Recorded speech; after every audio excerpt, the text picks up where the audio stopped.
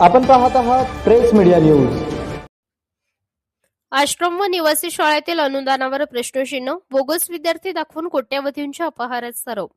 मोहोळ व माढा तालुक्यातील काही प्राथमिक, माध्यमिक, आश्रम व निवासी शाळांमध्ये शासन अनुदानाच्या वापराबाबत गंभीर शंका उपस्थित होत आहेत. स्थानिक नागरिकांकडून असा आरोप केला जात आहे की काही शाळांमध्ये प्रत्यक्ष विद्यार्थ्यांची संख्या कमी असताना कागदोपत्री संख्या जास्त दाखवून मोठ्या प्रमाणात अनुदान घेतले जात आहे.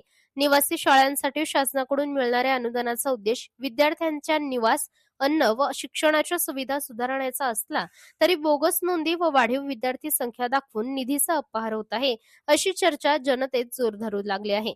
काही नागरिकांच्या म्हणण्यानुसार संबंधित शाळा व्यवस्थापन व काही अधिकाऱ्यांमधील संगनमतामुळे बिल व कागदपत्रे मंजूर केली जात असल्याचाही आरोप केला जातोय.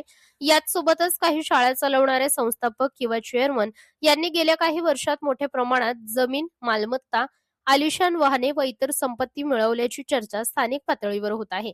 याच संदर्भात अनुदानातून मिळालेल्या निधीचा गैरवापर करून संपत्ती उभी करण्यात आली का, असा प्रश्न उपस्थित केला जात आहे. संबंधित बाबींची अधिकृत चौकशी झाल्यासच वस्तुस्थिती स्पष्ट होणार आहे.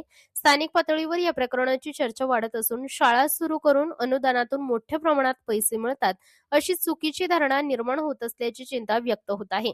यामुळे शिक्षण क्षेत्राची विश्वासार्हता धोक्यात येण्याची शक्यता व्यक्त केली जाते. दरम्यान प्रेस मीडिया न्यूज या प्रकरणाचा सखोल पाठपुरावा करत असून मोहोळ व माढा तालुक्यातील विविध शाळांबाबत खालील काही बाबींची माहिती संकलित केली जात आहे.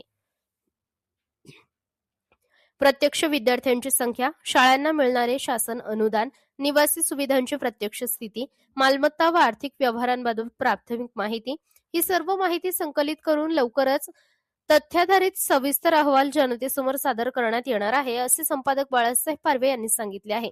जनतेची प्रमुख मागणी आहे, सर्व संबंधित शाळांची स्वतंत्र व निष्पक्ष चौकशी करण्यात यावी, विद्यार्थ्यांच्या नोंदींचे भौतिक सत्यापन करण्यात यावे, अनुदानित वितरण प्रक्रियेचे ऑडिट करण्यात यावे, दोषी आढळल्यास संबंधितांवर कठोर कायदेशीर कारवाई करण्यात यावी.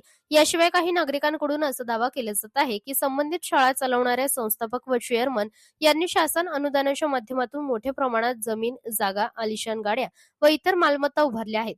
या संपत्तीची सखोल चौकशी करून त्यामागील आर्थिक स्रोत जनतेसमोर आणावेत, अशी मागणी मोहोळ तालुक्यातील गावागावातून होत आहे.